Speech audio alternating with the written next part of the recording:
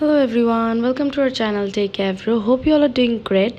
So today I'm here to show you how you can change your Snapchat sound on iPhone.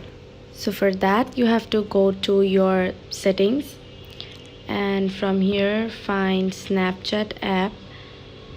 Okay, so I'm going to scroll down and then I'm going to find my Snapchat. Okay, go to Snapchat and from here go to notifications. From here you have to turn on your sounds and then you just have to go back. After that you have to go to your sounds and haptics to set your new sound for your Snapchat. So from here go to text tone.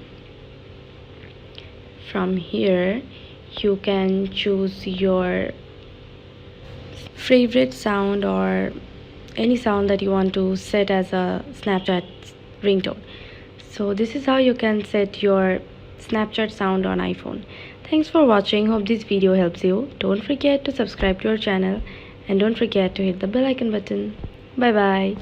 See you in the next video, guys.